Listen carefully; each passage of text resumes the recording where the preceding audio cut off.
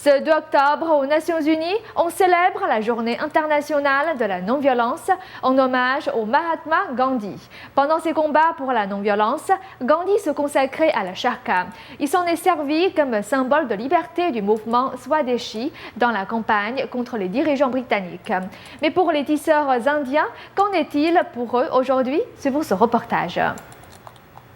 La charkha est une roue à tisser traditionnelle indienne. Le Mahatma Gandhi s'en est servi comme symbole de liberté du mouvement Swadeshi dans la campagne contre les dirigeants britanniques. À l'heure où les tisseurs indiens, en recherche des meilleurs revenus, se tournent vers des méthodes de travail plus modernes, cet outil traditionnel est devenu un objet décoratif.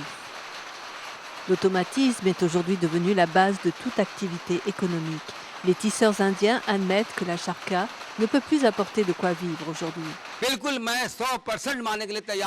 Je suis 100% certain que le rêve de Gandhi de répandre l'utilisation de la charkha et de donner un élan à l'industrie du coton qui s'est brisée. Aujourd'hui, la situation est devenue encore pire. Je vois que dans un futur proche, la charkha n'existera plus. Ce sera de l'histoire ancienne. Une autre tisseuse explique qu'avec l'arrivée de la technologie, l'argent gagné grâce à l'usage de la roue traditionnelle n'est plus suffisant. Nous travaillons depuis 40 ans et nous gagnons à peine 50 cents par jour. L'inflation ne cesse d'augmenter. Comment pourrions-nous gagner notre vie comme ça? Comment pouvons-nous nourrir nos enfants? Nous travaillons 8 heures et gagnons à peine 50 cents. Nous avons besoin d'augmenter nos revenus. 8 घंटा हम लोग काम करते हैं और 20-22 रुपया 25 रुपया हम लोग काम करते हैं तो हम लोग को पता कैसे चलेगा? Gandhi est né le 2 octobre 1869 dans l'État indien du Gujarat.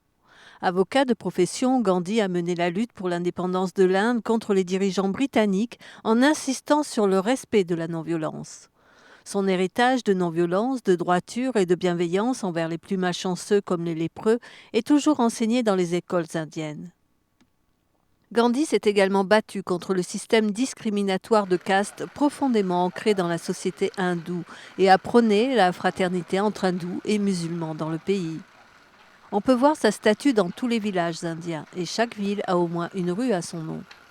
Son mouvement non-violent a inspiré de grandes personnalités comme le Dalai Lama ou Nelson Mandela. Gandhi a été abattu par un fanatique hindou lors d'un rassemblement de prière le 30 janvier 1948, un an après que l'Inde ait obtenu son indépendance. En 2007, les Nations Unies ont déclaré le 2 octobre Journée internationale de la non-violence en hommage au Mahatma Gandhi.